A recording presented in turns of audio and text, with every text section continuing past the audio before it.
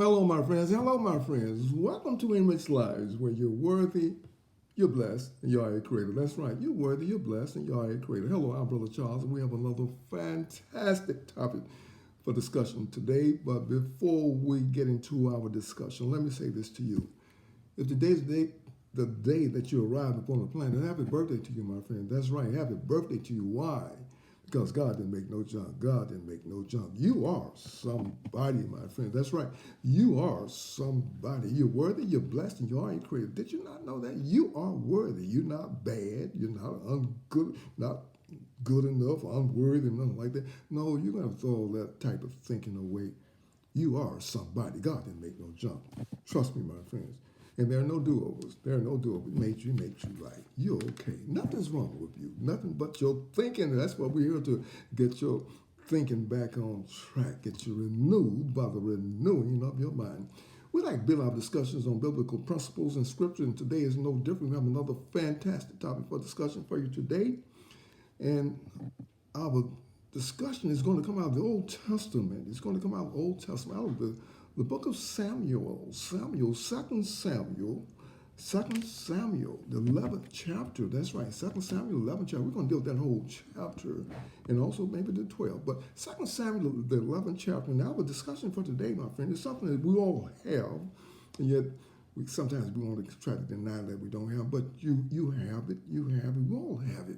It's called conscience. That's right, conscience. You have a conscience, my friend. We all have conscience. We all have a conscience. What is conscience? What is a conscience? You know, we like to display conscience as that little voice that's saying within that say, okay, don't do this. If you do something wrong, you know you shouldn't be doing that.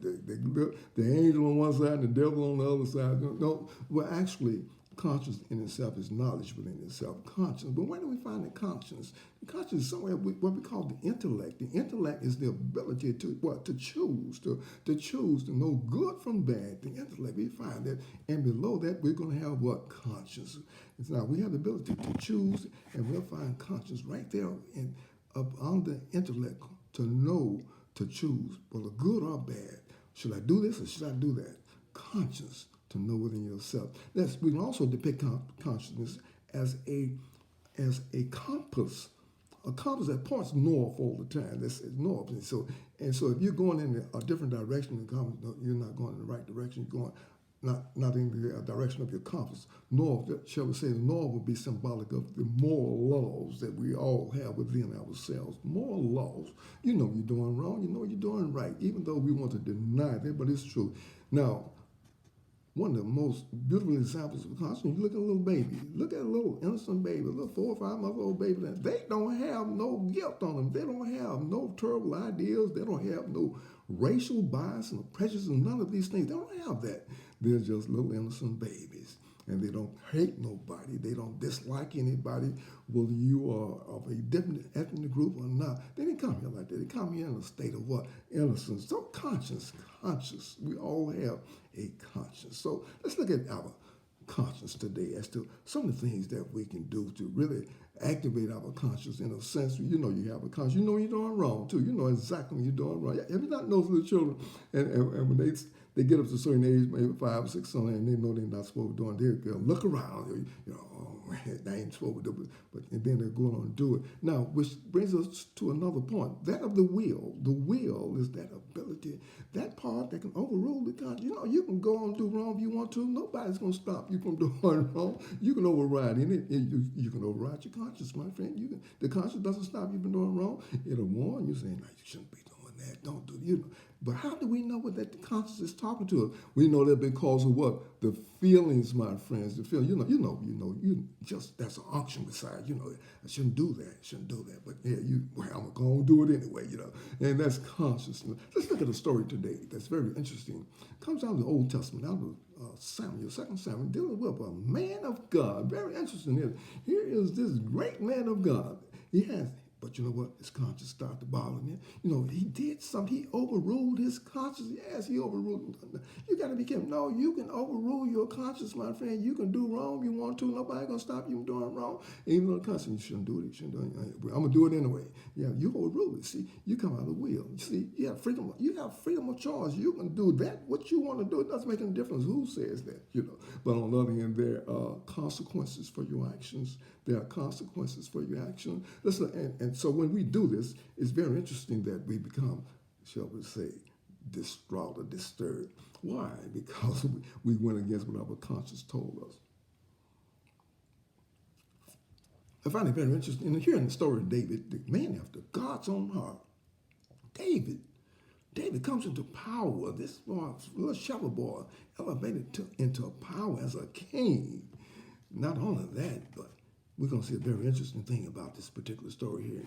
David's life. David had a conscience. Yeah, he had a conscience. We all have conscience, but David does something, you know, in power. You know, I always believe this. Whenever you come into power, my friend, be sure you bring in humility, because power will corrupt you. Power will deceive you. Power will give you an illusion that you're the greatest in the universe. You can't do anything wrong. But yet still there are moral laws. There are laws in the universe, and there are God's laws. So here, let's look at the story of David. David, the king of Israel, has wives, not one. He has wives, and then he has concubines. He's the king. This boy had all the women he wanted, and then some. But yet still, the Bible says that he's going out in the evening time, and he looks down. He's on the roof in his house. He looks down and hears this beautiful woman, Bathsheba. What a fine woman she was. She was married to Uriah the Hittite. Now, it's very interesting because Uriah was out in the war fighting. Now, the thing that's so intriguing about the story is David said, oh, hey, you know, I like that. I want that. And so David goes out there. He sends for her, and she comes. She comes. Why? The king sent for her. She was, no, king, I don't play that. No, she couldn't say that. You know, you don't turn the king down. You get your head cut off. So she goes in there. And David lays with her, okay? All right, now, but here, let's see how conscience comes into this thing. So David goes on. And so Bathsheba sends word back to him, hey, I'm with child, with child. And they was, oh, okay, now it's conscience in the background now. How we going to get out? It's conscience bothering. It's conscience. Hey, send for Uriah, her husband, have him to come in. And so he can lay with his wife. This is going to cover up that baby that she's got. It's going to be healed as far as he's concerned. But the thing that's so intriguing about this, the boy doesn't go to he doesn't go home. When he sits out at the gate, he said, how should I go in there and enjoy my wife and everybody else out in the field fighting? No, he wouldn't do that. So David's conscience is bothering him. You see the conscience bothering him here? So he sends word to Uriah. He says, okay, give this message to Joab. Joab, the general, the big boy. And Joab David tells Joab, make sure he put in the worst battle. He put him up to the front line in the worst battle where he can basically be killed. Don't let him come back here. And so he has this man killed. See, when greed comes into your life, you got all these things, and yet you want something somebody else has. This is greed, my friend. You want it all.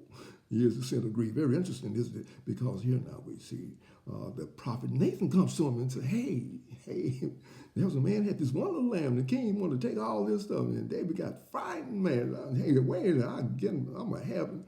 And then he said, oh, king, the man is you. You are the man. Very interesting, isn't it? Very interesting, you know, how greed and lust can overrule common sense, will. You know, I'm a Christian, I don't do no wrong. Okay. You talk that talk you want to. Here's this boy that knew the Lord and everything else, but yet and still his lust overrules his logic, overruled reasoning. And he ends up going and taking this man's wife. And he has a baby by the woman and has the woman's husband killed. Look, now it compounds. This is one of the consequences of a lie. It compounds. You got to tell one to do a lie. It goes into something even worse. It had a man killed. Consciousness. Don't you think his conscience was bothering? You know his conscience was bothering him. You know, everybody like, oh, I don't do it. Yeah, you trying to do something wrong. Your conscience is going to say, hey, you know you shouldn't have done that. But you go out there and do it anyway. Why? Because of conscience. We all have conscience. Now, if you listen to your conscience you feel good. You say, I'm so glad. And the consequences come out. And you say, wow, I'm glad I didn't do that. That's that the inner voice that tells you, hey, you shouldn't do that. Don't do that. That's not right. But I'm going to do it anyway. Overrules you. Consciousness. What about you, my friend? Do you listen to that conscience? Guilty conscience. What is a guilty conscience? It's that conscience that you're constantly putting lies on and hey, you leave lies weighing me down. I'm going to holler, the lies I'm going to holler. You're guilty conscience. And people do all kind of dumb, stupid things. Why? Because they just overrule their conscience and do stupid stuff out of fear, hatred, violence, and bigotry, and all these things. And they overrule their conscience. They have no conscience. They just, hey, I'm going to do what I want to do. Yet still they have the nerve and audacity to say that they're children of God. My goodness, my goodness. Here we have these political parties that come around. And it never ceases to me. Individuals that say this, that they are ministers and preachers and all this and downgrade another human being because they are affiliated with another party. How dare you? The nerve and the audacity to talk about you, a minister of God, and you hate people just because of their ethnic background. Oh, my friend, conscience, you see, now these are people, they've had their conscience been seared. They don't have any more conscience anymore. But hey, who are talking about? Kill them, kill them, kill them. These are individuals that have no consciousness. You, my friend, will avoid a whole lot of trouble and trials if you would what? Just listen to your conscience. You'll be better off. Until next time, this is Brother Charles of Enriched Lives. May love, joy, peace, and happiness forever be with you as we walk upon this good earth. And remember, my friend, listen to that conscience. It's there to warn you, to keep you out of trouble. Until next time, you be blessed, my friend. Give us a thumbs up on this and tell someone else about this. And subscribe. We appreciate you. We love you. May God continue to bless you.